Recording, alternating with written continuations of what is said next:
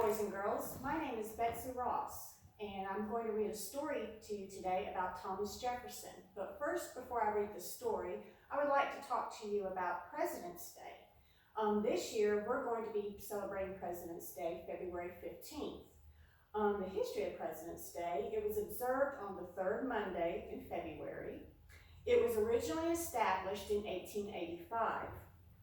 The holiday first recognized only Abraham Lincoln and George Washington as our presidents, but in 1971, the Uniform Monday Holiday Act was passed, stating that the holiday will honor all of our presidents.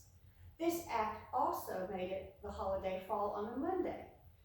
Its purpose was to honor our presidents and to create more three-day weekends for our American workers. So I hope you enjoy your President's Day on February 15th. But now we're going to look at our book, a picture book of Thomas Jefferson, written by David A. Adler and illustrated by John and Alexandria Wallner. Thomas Jefferson was our third president of the United States of America.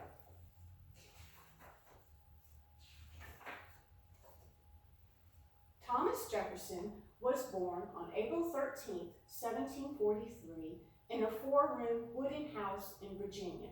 At that time, Virginia was one of the 13 American colonies that belonged to England. Thomas was the third of 10 children. He was tall and he had red hair and freckles.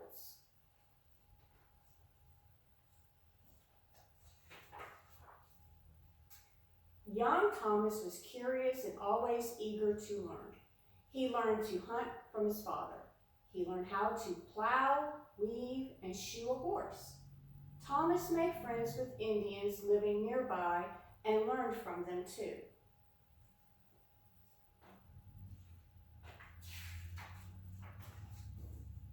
When Thomas was 14, his father, Peter Jefferson, died.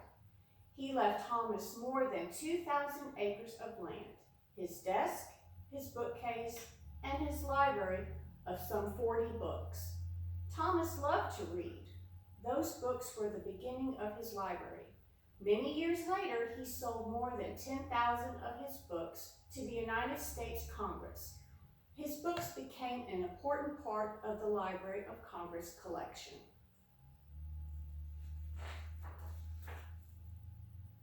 Peter Jefferson also left Thomas some slaves.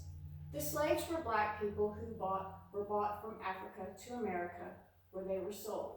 The slaves were used by their owners to plant and clear fields, to cook, to serve meals, and to take care of children. Thomas Jefferson said he hated slavery.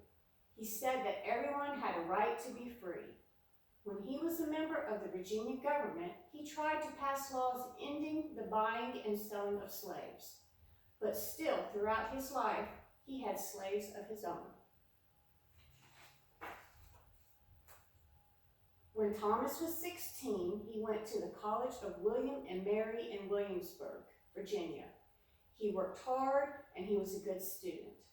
After he finished college, Thomas studied in the law office of his friend George Wythe. Then Thomas became a lawyer too.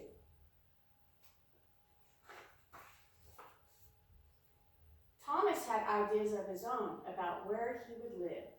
In 1767, he designated and began to build a house for himself.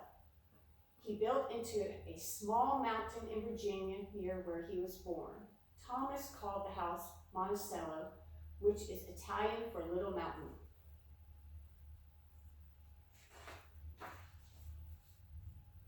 A few years later, Thomas fell in love with Martha Wales Skelton. She was a pretty young widow. Thomas and Martha played music and sang together. They married on New Year's Day, 1772. They lived in Monticello. Thomas and Martha had one son and 5 daughters. Only 2 of their daughters, Martha, or known as Patsy, and Mary, also known as Polly, lived to be adults. Their other 4 children died when they were young.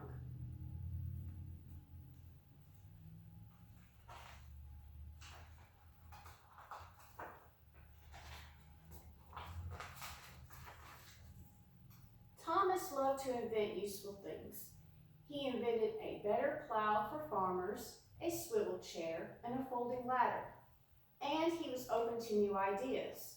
He was among the first Americans to be vaccinated to prevent smallpox.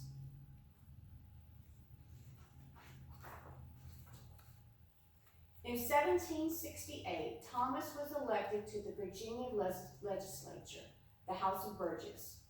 Members of the Virginia House of Burgesses and lawmakers in other colonies were beginning to speak out against England.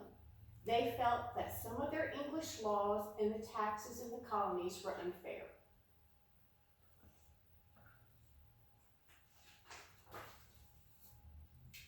In April 1775, the Revolutionary War between England and the American colonies began. The colonies were fighting to be free from England. The war lasted 8 years. In June 1776, 1 year after the fighting started, leaders of the colonies asked Thomas Jefferson to put into words the reasons for the revolution. Thomas wrote the Declaration of Independence. The words he wrote in that declaration are among the most famous and the most important words ever written. Thomas Jefferson wrote that the king was unfair to the American colonies. He wrote that all people are created equal and have a right to be free. The leaders of the colonies approved the Declaration of Independence on July 4th, 1776.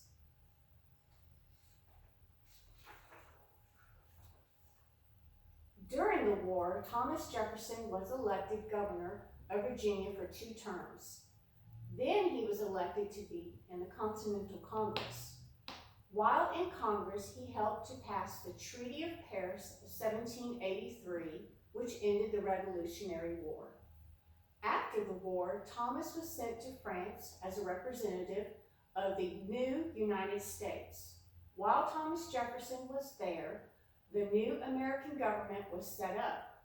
A constitution was written, and George Washington was elected the first president of the United States.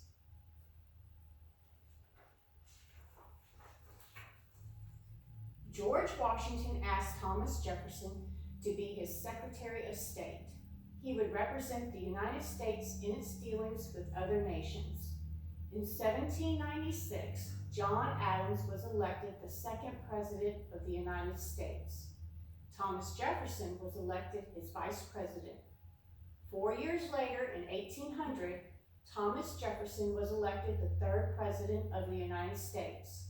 In 1804, he was re-elected for the second term. He was a very popular president.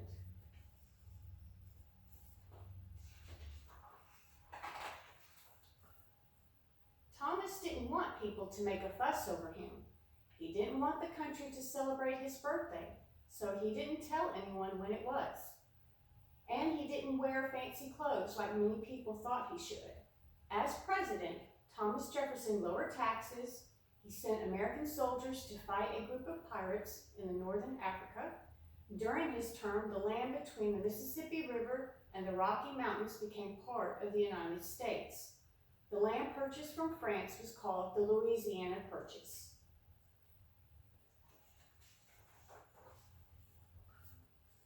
After his second term as president, Thomas Jefferson returned to Monticello. During his years, Thomas Jefferson helped to start the University of Virginia. Many people came to visit him at Monticello, and many people wrote to him.